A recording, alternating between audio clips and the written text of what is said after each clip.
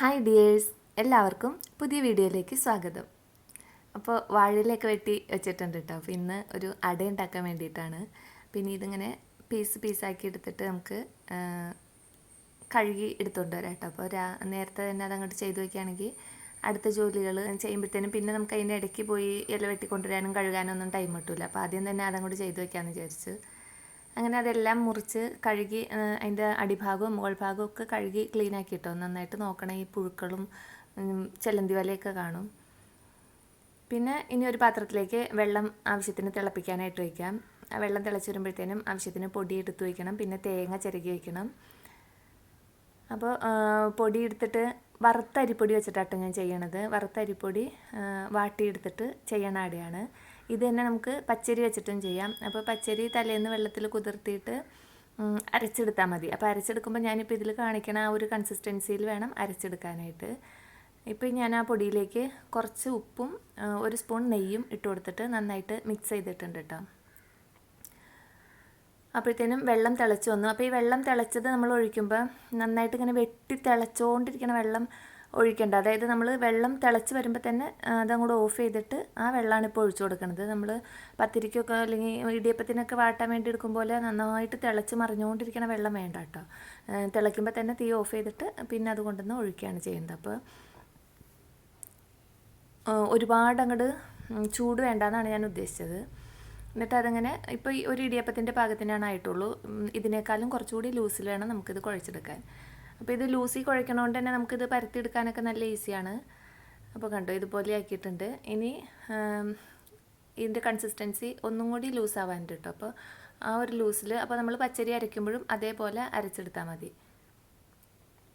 പിന്നെ പച്ചരി അരച്ചിട്ട് ചെയ്യുമ്പോൾ ഞാൻ രണ്ടും ചെയ്ത് നോക്കിയിട്ടുണ്ട്. പച്ചരി അരച്ചിട്ട് ചെയ്യുമ്പോൾ നമ്മുടെ ഈ അട നല്ല തൂവെള്ള കളറായിട്ടിരിക്കും. പക്ഷേ എന്താ കുഴപ്പമെന്ന് വെച്ച് കഴിഞ്ഞാൽ ഇത് നമുക്ക് ഇങ്ങനെ കൈകൊണ്ട് എടുക്കാൻ പറ്റില്ല. വാഴയിലയിൽ നിന്ന് നമുക്ക് കൈകൊണ്ട് ഇങ്ങോട്ട് എടുക്കാൻ കിട്ടില്ല അട. അതിങ്ങനെ നിർമ്മിച്ച് ഇങ്ങനെ പോരും കേട്ടോ. അതായത് സ്പൂൺ കൊണ്ട് കോരി കഴിക്കാൻ സൂപ്പറാണ്, കയ്യിൽ പിടിക്കാൻ കിട്ടില്ല. അങ്ങനെ അത്ര സോഫ്റ്റ് ആയിരിക്കും അത്. വറുത്തരിപ്പൊടിയാകുമ്പോൾ ആ പ്രശ്നമല്ല, നമുക്ക് കയ്യിലെടുത്ത് കഴിക്കാനും പറ്റും. ടേസ്റ്റ് എനിക്ക് വറുത്തരിപ്പൊടി വെച്ചിട്ട് ചെയ്തപ്പോഴാണ് കൂടുതൽ തോന്നിയത് കേട്ടോ. ഇനി ഓരോരുത്തരുടെ ഇഷ്ടമല്ലേ, അപ്പോൾ എനിക്ക് ഇതാണ് ഇഷ്ടമായത്. അപ്പോൾ അതുകൊണ്ട് ഞാൻ വീണ്ടും ഇത് തന്നെയാണ് ഉണ്ടാക്കണത്.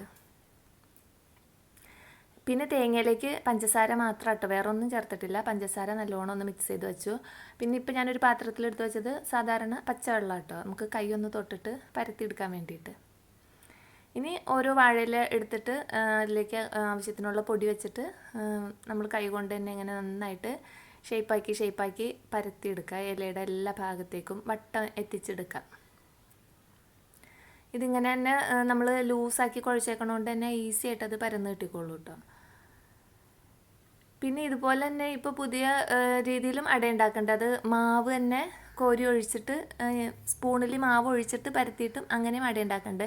അത് ഞാൻ ചെയ്ത് നോക്കിയിട്ടില്ല. ഞാൻ ഈ രണ്ടെണ്ണം ചെയ്ത് നോക്കിയിട്ടുണ്ട്. അതിൽ എനിക്ക് ഈ വറുത്തരിപ്പൊടിയുടെയാണ് കൂടുതൽ ഈസി ആയിട്ടും ടേസ്റ്റി ആയിട്ടും തോന്നിയത് കേട്ടോ. അപ്പോൾ ഇത് നമ്മൾ അട ഉണ്ടാക്കി വരുമ്പോൾ ആ തൂവെള്ള കളർ ഉണ്ടാവില്ല, ചെറിയൊരു ലൈറ്റ് ഷെയ്ഡ് ഉണ്ടാവും.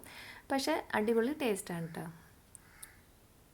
പിന്നെ ഈ അടയാണെങ്കിൽ നമുക്ക് പെട്ടെന്ന് ഇപ്പോൾ രാവിലെ തൊട്ട് വൈകുന്നേരം വരെയോ രാത്രി വരെയൊക്കെ ഇരുന്നാലും കേടാവാറുമില്ല. മറ്റേതാണെങ്കിൽ ഒരു വൈകുന്നേരമൊക്കെ ആകുമ്പോഴത്തേനും ചെറുതായിട്ട് കേടായി തുടങ്ങും കേട്ടോ, പച്ചരി വെച്ചിട്ട് ചെയ്യുമ്പോൾ.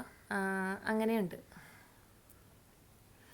പിന്നെ ഞാൻ അതിലേക്ക് ആവശ്യത്തിന് ഫില്ലിങ്ങും വെച്ച് കൊടുത്തിട്ട് അതിങ്ങനെ മടക്കി എടുത്തിട്ടുണ്ട്. അപ്പോൾ ഒരെണ്ണം ഞാൻ അങ്ങനെ കാണിക്കാൻ വേണ്ടി ചെയ്തതാണ്. പിന്നെ ഞാൻ എന്താ ചെയ്യണമെന്ന് വെച്ചാൽ എല്ലാം ഒന്നിച്ച് തന്നെ ഇങ്ങനെ മാവ് പരത്തി വയ്ക്കും, എന്നിട്ട് ഫില്ലിങ് ഒന്നിച്ച് തന്നെ ചെയ്യും. അപ്പോൾ പെട്ടെന്ന് കാര്യങ്ങൾ അങ്ങനെ നടക്കും. അപ്പോൾ ഇതിനിടയ്ക്ക് ഒരു പാത്രത്തിൽ ഞാൻ വെള്ളം എടുത്തിട്ട് ആവിയേറ്റാനുള്ള പാത്രത്തിൽ വെള്ളം തിളപ്പിക്കാനായിട്ട് വെച്ചിട്ടുണ്ട് കേട്ടോ. ഈസി ആയിട്ട് ഉണ്ടാക്കാൻ പറ്റും. ഇപ്പോൾ ഈ വീഡിയോയിൽ കാണുമ്പോൾ നമുക്ക് കുറേ സമയം പിടിക്കും പോലെ തോന്നിയാലും ചെയ്യുമ്പോൾ ഈസി ആട്ടോ. കാരണം നമ്മൾ പൊടിയും തേങ്ങയും എല്ലാം അടുപ്പിച്ച് വെച്ചിട്ടാണല്ലോ ഇത് ചെയ്യാൻ നിൽക്കുന്നത്. അപ്പോൾ വെള്ളം തിളക്കേണ്ട താമസമുള്ളൂ. പെട്ടെന്ന് തന്നെ അത് കുഴച്ച് വാട്ടി പരത്തുമ്പോഴത്തേനും വേഗം ചെയ്യാൻ പറ്റിയ പണിയാണ്. കുട്ടികൾക്കൊക്കെ ആണെങ്കിൽ നല്ല ഇഷ്ടമാവും കേട്ടോ, വലിയവർക്കും ഇഷ്ടമാവും. മധുരം കൂടുതൽ കുറവൊക്കെ അവരവരുടെ ഇഷ്ടത്തിനെടുത്താൽ മതി. അപ്പോൾ ഞാനെല്ലാം പരത്തി റെഡിയാക്കിട്ടോ. പിന്നെ ആവിയേറ്റാനായിട്ട് വയ്ക്കാം. ആവിയേറ്റാൻ വെച്ചപ്പോഴാട്ടോ എനിക്കൊരു കാര്യം മനസ്സിലായത്, ഈ പാത്രത്തിൽ അളവ് പോരാട്ടോ. എൻ്റെ അടയ്ക്ക് വലിപ്പം കൂടുതലാണ്, ഇതിലേക്ക് വയ്ക്കുമ്പോൾ കണ്ടോ അട നടു ഒടിഞ്ഞ പോലെ ആയിപ്പോയി കേട്ടോ. അപ്പോൾ പിന്നെ ഞാനത് മാറ്റിയിട്ട് എൻ്റെ പഴയ ഇഡ്ഡലി പാത്രത്തിൽ തന്നെ വെച്ച് ആണ് ആവിയേറ്റിയെടുത്തത്. അങ്ങനെ അടയെല്ലാം റെഡി ആയിട്ടുണ്ട്. ഇനി നമുക്കത് സെർവ് ചെയ്യാനായിട്ട് എടുക്കാം. അപ്പോൾ എടുക്കുമ്പോൾ നിങ്ങൾ വാഴയില എടുക്കുമ്പോൾ ശ്രദ്ധിക്കണം, നമ്മുടെ ആദ്യം പാത്രത്തിൻ്റെ അളവൊന്ന് നോക്കിയിട്ട് ആ ഒരു അളവിൽ പാകത്തിനുള്ള വാഴയില എടുത്തിട്ട് വേണം കേട്ടോ ചെയ്യാനായിട്ട്. എനിക്ക് പറ്റിയ അബദ്ധം കണ്ടല്ലോ.